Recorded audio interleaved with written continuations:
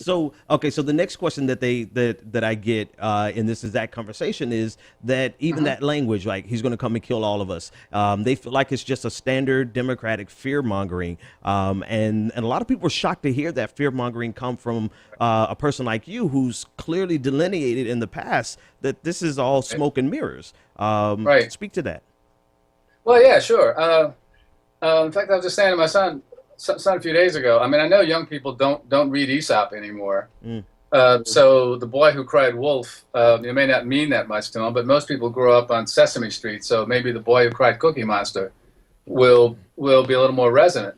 Sometimes it's true, right? The vast majority of time it's not. But I don't know what kind of bubble people have been living in since 2000 at least. But the shift, but the emergence of this really nasty right wing element that's taken power through the Republican Party is our biggest danger right now. And it's not just the Klansmen and it's not just Trump, who's like, yeah, I don't know. Sometimes I think that he's like a reincarnation of P.T. Barnum. Sometimes I think he's more like a reincarnation of Mr. Dark, a professor or Dr. Dark from the Disney film Something Wicked This Way Comes in the 80s.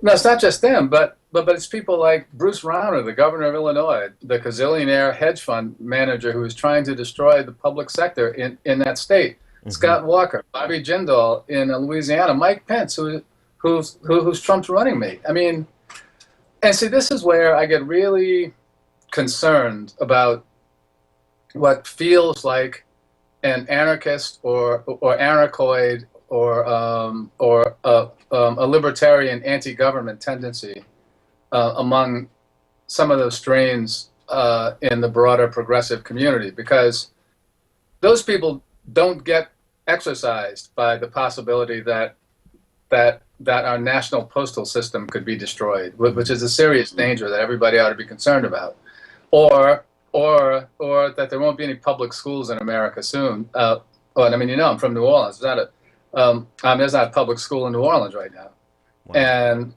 I mean, that's a wave of the future. But other public services and the public goods, right? So it's not right. I mean, and so this is another thing that drives me bat guano nuts. That it's not like these candidates or these elections are about choosing the prince of the fourth grade or prom king or queen, right? hmm Well, it's not a matter of who's a good person or who's a bad person. I mean, Paul Wellstone was a friend of mine from college until he died, and the greatest respect in the world for him.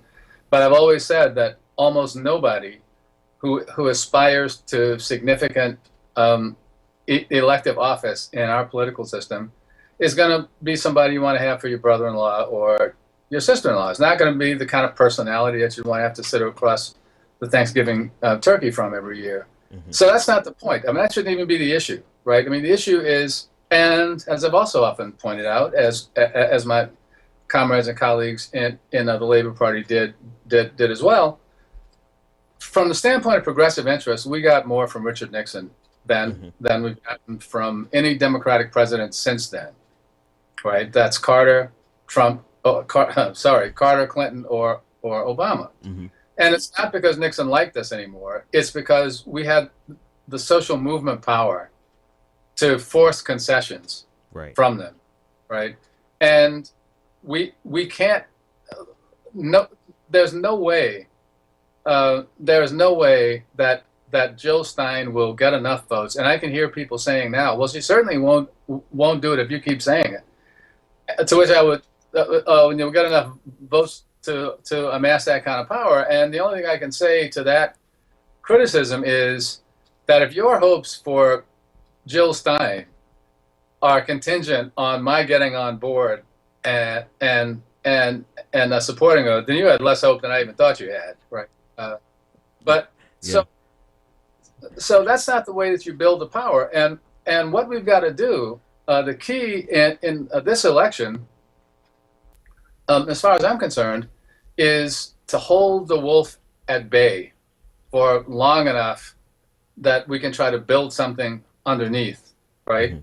And Clinton, no, I mean, Clinton's not going to sell us out because she never had our interest in the first place. Wow. But look, you know, look, here's another sort of mundane illustration. Like about a little less than a month ago, that strike that I mentioned a few minutes ago, Cory Booker, who is the ultimate neoliberal, went down to Atlantic City, marched with the strikers, and made a really strong statement, and it was a moving statement. And you know, I was down there like a week or two later, and some of my friends in the local were saying, "Yeah, you know, like I know that he's a turd, but I've got to, you know, reduce my antipathy for him by 20% just because of what he did down here."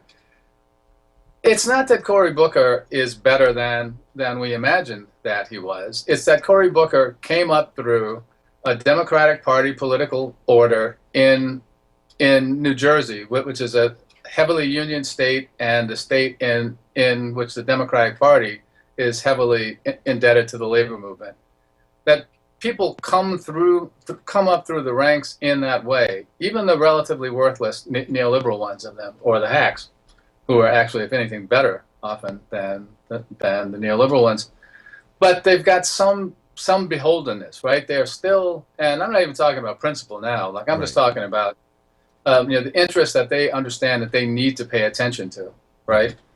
And one of the reasons, you know, to tie this together, that Trump's less sociopathic class peers like Bill Gates and Bloomberg and the Walton family and Eli Broad are spending so much money trying to win local school board races around the country and council races around the country is that they don't want to have to deal with minions who can be as unreliable sporadically as Cory Booker can, right? Because they want to run that they don't want any political opposition or any genuflection toward unions or the social state or anything like that.